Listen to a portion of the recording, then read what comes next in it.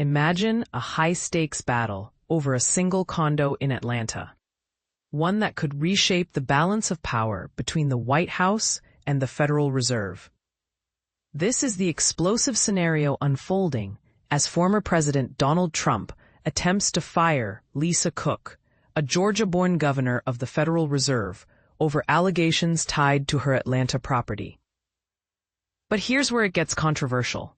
Trump's move is unprecedented, and Cook is fighting back, setting the stage for a legal showdown that could reach the Supreme Court.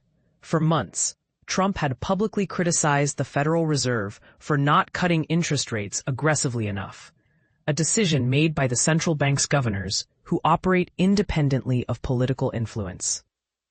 Now, he's taken direct action by seeking to remove Cook, an economist and former Michigan State University professor, appointed by President Joe Biden in 2022. Trump's justification: a criminal referral from Bill Pulte, his director of the Federal Housing Finance Agency, accusing Cook of mortgage fraud for allegedly claiming both an Ann Arbor, Michigan home and an Atlanta condo as her primary residence. Social media posts by Pulte and Trump include documents and images suggesting the Atlanta condo sits above a luxury midtown hotel. However, the mortgage applications remain private, and Cook has not been charged with any crime. In a defiant statement to the Associated Press, Cook declared, "President Trump purported to fire me for cause when no cause exists under the law, and he has no authority to do so." And this is the part most people miss.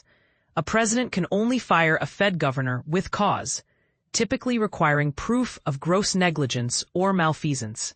So, what exactly constitutes mortgage fraud?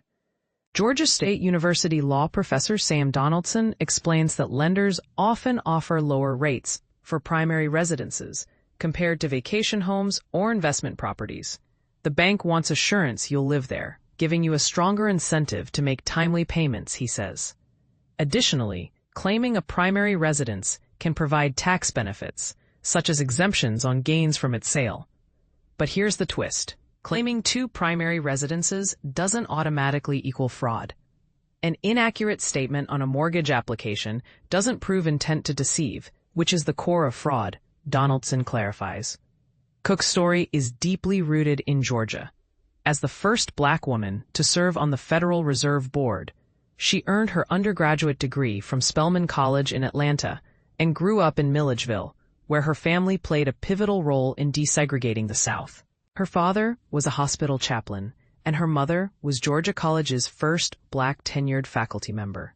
Reflecting on her upbringing, Cook told students at the school's 2024 commencement, "My family lived through the events that transformed Milledgeville and Georgia College into what they are today."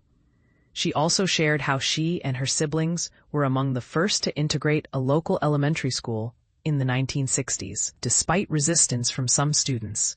As an economist, Cook's research has explored the impact of historical injustices on economic outcomes, including how lynchings in the post-Reconstruction South suppressed patent applications by Black Americans. Now, her own career is at the center of a legal and political storm. Cook's attorney has announced plans to sue, challenging Trump's authority to fire her, a move that could redefine the limits of executive power. Is Trump's attempt to fire Cook a legitimate exercise of presidential authority or an overreach that threatens the independence of the Federal Reserve? What does this case reveal about the intersection of politics, economics, and personal history? Share your thoughts in the comments. This debate is far from over.